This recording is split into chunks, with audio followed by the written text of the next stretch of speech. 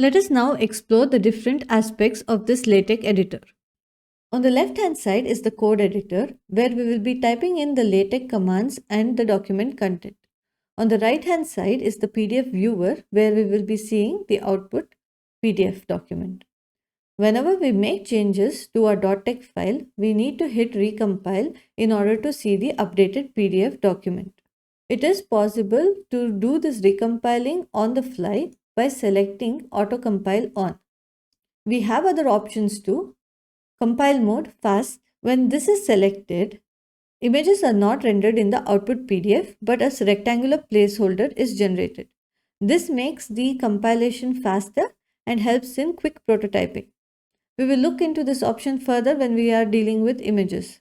Check syntax before compile reports any errors in the syntax of our LaTeX code. Compile error handling. I have selected stop on first error. I have the stop on first error selected. This ensures that whenever an error is encountered, overleaf stops compiling, thereby allowing easy error detection.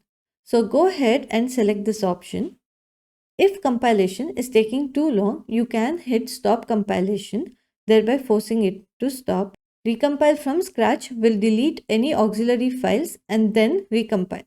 This is especially useful, say for instance, if the .tex file is working in one of your collaborators' account but not in your account, then you can click on recompile from scratch. It will go ahead and delete all the auxiliary files and compile it again for you. Apart from this, there's an option to see all the logs and outputs. You can see other auxiliary files here. You have the option to download the PDF. These are some of the options of the PDF viewer. Apart from this, we have file outline, which will highlight all the sections, subsections, just a nice rendered way of your table of contents. Now coming to the left hand side, we have the option to create a new file, new folder, or upload content into your project folder. You also have the option to rename or delete a file or folder. We also have a word count feature that distinguishes between the document text and LaTeX code. It calculates the total number of words in the main text along with the words in headers and other math modes. To ensure accurate word counting, it is essential to compile your .tex file after modifications.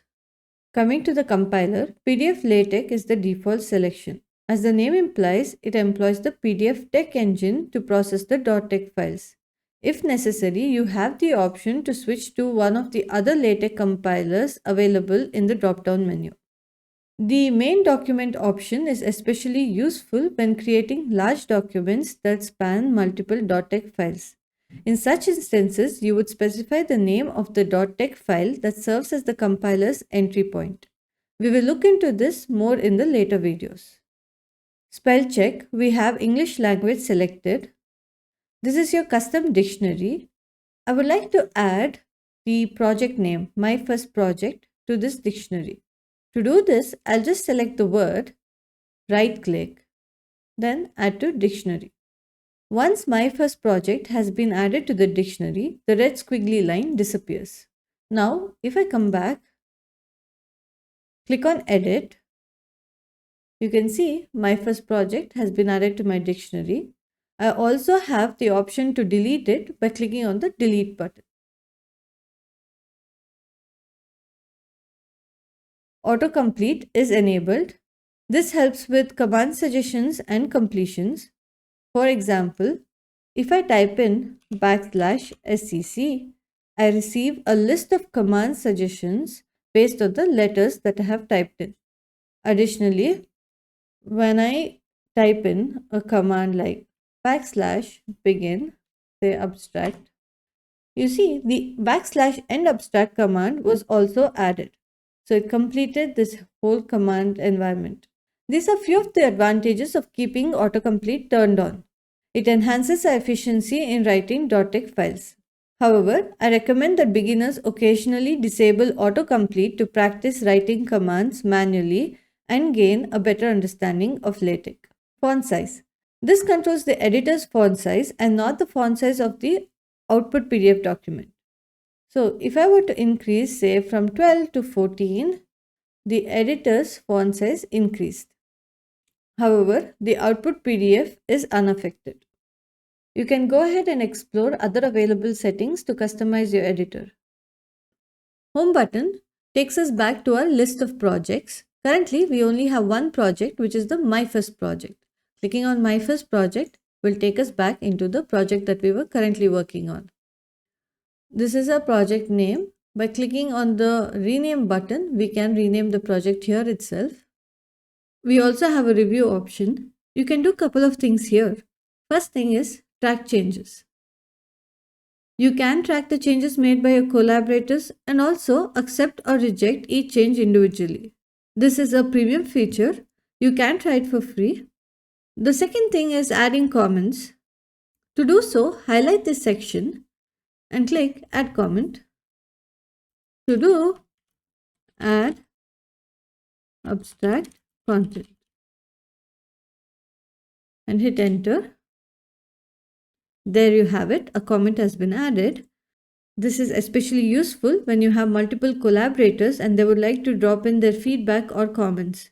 There's a separate panel to it, and also you can add collaborators as just reviewers, so they don't have to access the .text files. They can drop in their comments using the review option.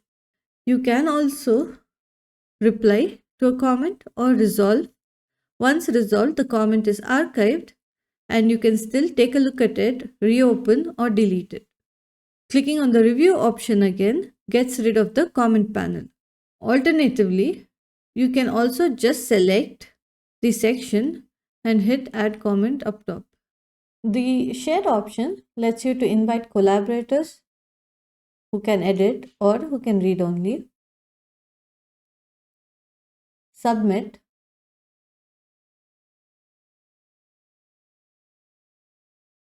Alright, let's just compile it because we added a few comments. So, compiling. Once we are done working on a paper, we would want to submit it somewhere. At that point, you can use the submit option. Say I would like to upload my paper to archive. So I'll come down here, click on submit your paper to the archive. What this now tells me is what are all the files that I need to submit my particular paper to archive. So first I would need to download the source file. Apart from the .text file, there are other auxiliary files which archive might or might not need. However, we can just click on download project zip with submission files. This particular option will take care of downloading all the files that archive needs. Then we can download the PDF file, which is our final typeset document. Once we have these two, we can go ahead and click on submit to archive. This will redirect us to archive, wherein we can log in or register and then submit our paper by uploading all the downloaded documents. Layout. This basically handles the layout of code editor and the PDF viewer. By default, we have the code editor on the left and the PDF viewer on the right. You have the option to do editor only. You can use switch to PDF to see the PDF and switch to editor to view your LaTeX code. Apart from that, you also have PDF in separate tab, which opens your PDF in a new tab, something like this. I like the editor and PDF option, so I'm going to go ahead with this particular setting.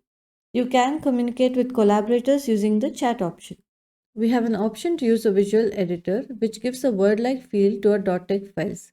We still need to use LaTeX commands to typeset our documents. This editor is beginner friendly. However, we are sticking to code editor for this course. Its uniform structure comes in handy when we are writing complex documents. We have a bunch of other options that are shortcuts for some of the widely used LaTeX commands. We will look into them as we encounter those topics in the course.